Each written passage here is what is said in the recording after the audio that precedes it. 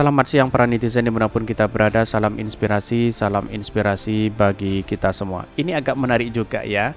Siapkan deklarasi ya, Mahfud MD jadi capres, aktivis 98 kami dukung figur sederhana.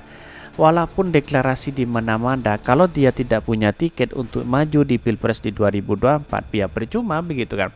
Mau diusung oleh partai mana begitu kan. Ya saya kira kalau capres tidak, kalau cawapres bisa saja kemungkinan di situ begitu. Tapi siapa cawapresnya siapa begitu kan. Karena di satu sisi bukan partai politik di situ begitu kan ya. Punya elektabilitas seperti apa. Kalau dalam dunia pemerintahan wah sangat luar biasa sekali begitu kan.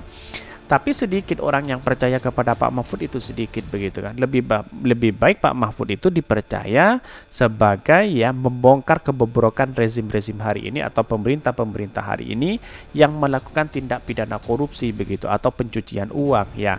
Lebih percaya di situ Pak Mahfud begitu kan ya. Kalau saya rasa menjadi capres cawapres saya rasa jauh begitu kan ya, karena apa? Karena harus kader partai politik di situ begitu ya, walaupun bukan non partai tapi harus punya rekam jejak yang baik seperti Anies Baswedan misalnya. Tetapi saya rasa perkembangan oke lah, ini bagian dari demokrasi begitu. Tapi mari kita baca terlebih dahulu komentar-komentar netizen seperti ini. Ini komentar-komentar netizennya asem, gue bercanda kok jadi beneran ini. Siap deklarasi Mahfud MD jadi capres, aktivis 98 kami dukung figur sederhana. Mau dukung di mana kalau tidak punya tiket begitu ya. Nah gara-gara Bang Dos nih ini lah aku lagi hik sih.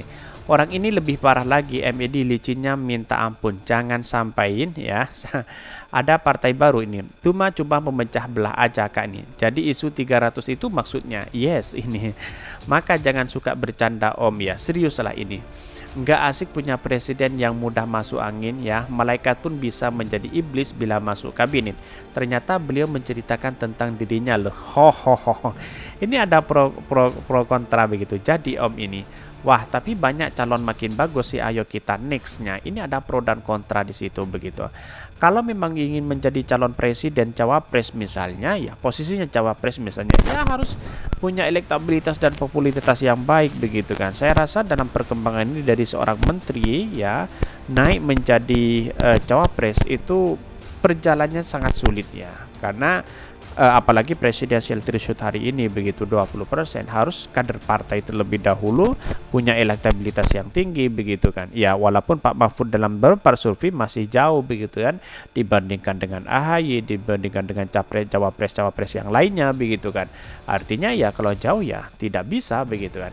Hati-hati Bang, ucapan adalah doa. Maaf ini banyak sekali lah. Lain di mulut, lain di hati. Enggak tuh pada pendiriannya tes ini in the butter, kritis tapi hanya di bibir saja. Kalau udah dapat tekanan lupa apa kritisnya ini.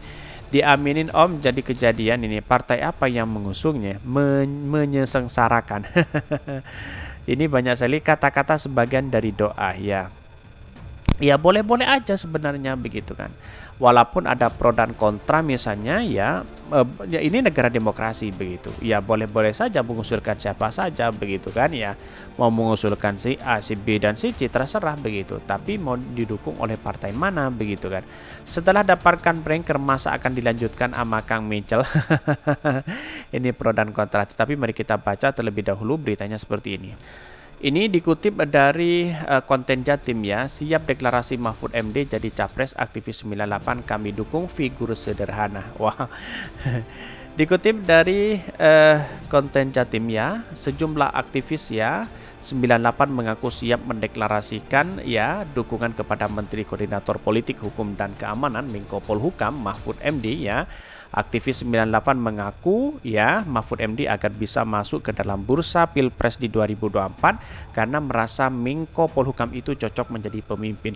Semuanya sih saya rasa cocok menjadi pemimpin begitu kan. Karena pada akhirnya yang dipertaruhkan nanti adalah integritas dan popularitas di situ begitu. Dan kerja nyata begitu. Kalau Pak Mahfud masih belum menunjukkan eksistensi keberhasilan selama ini menjadi menteri ya ngapain begitu? Mau diusung oleh partai mana begitu kan? Ya, itu yang menjadi pertanyaan hari ini begitu kan. Artinya selama ini apa yang dilakukan oleh beberapa orang begitu kan, apalagi Pak Mahfud ya harus ya punya posisi di situ begitu. Kalau dalam dunia pengalaman pemerintah saya kira sangat menjadi catatan penting begitu ya. Bahkan ini aktivis 9 ini mengaku mendukung Mahfud MD agar bisa masuk ke dalam bursa Pilpres di 2024 karena merasa Menko Polhukam itu cocok menjadi pemimpin. Alasan mereka mendukung Mahfud di Pilpres 2024 karena sikap tegas dan profesional yang dimiliki dan ditampilkan selama ini oleh tokoh asal Madura itu.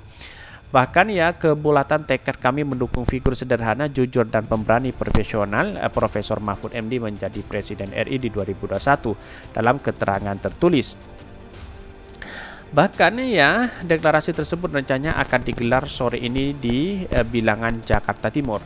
Jumat ya 24 Maret 2023 pukul 15 WIB ya di The Kobe's Cafe ya Jalan Pandasari nomor 55 ya Jakarta Timur.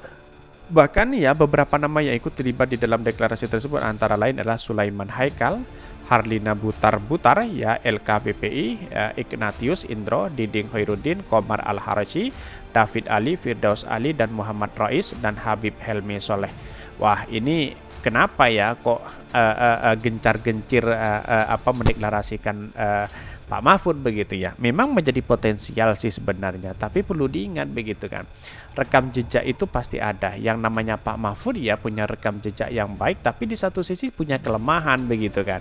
Ya, pada akhirnya siapa yang mau dipilih begitu kan ya. Walaupun ini ya kecuali Pak Mahfud begini, ya ungkap semua orang-orang yang terlibat korupsi itu ya, yang katanya 3.000 triliun ya, 300 triliun dan sebagainya begitu, ungkap. Kalau memang itu ditemukan ya, lalu kemudian orang-orang akan berspekulasi di situ, bisa saja Pak Mahfud itu menjadi wakil presiden, bukan capres begitu kan ya, tapi cawapres begitu.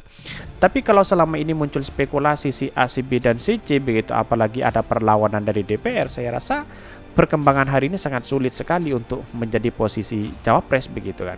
Kecuali ungkap korupsi di situ yang merugikan uang negara, ungkap semua di situ ya, karena satu-satunya yang dipercaya itu adalah memang Pak Mahfud hari ini begitu kan ya.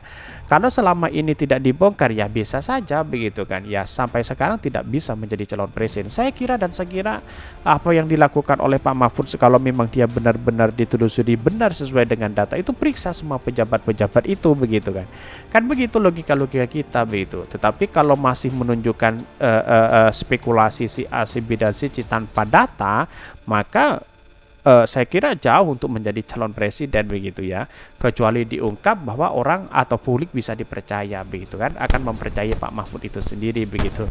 Mungkin itu ya yang kami sampaikan. Tonton terus channel Hodari Podcast Ryan ini karena ada berita-berita menarik dan viral setiap harinya. Salam para netizen, salam inspirasi bagi kita semua. Jangan lupa di subscribe channel YouTube Hodari Podcast Rakyat ini.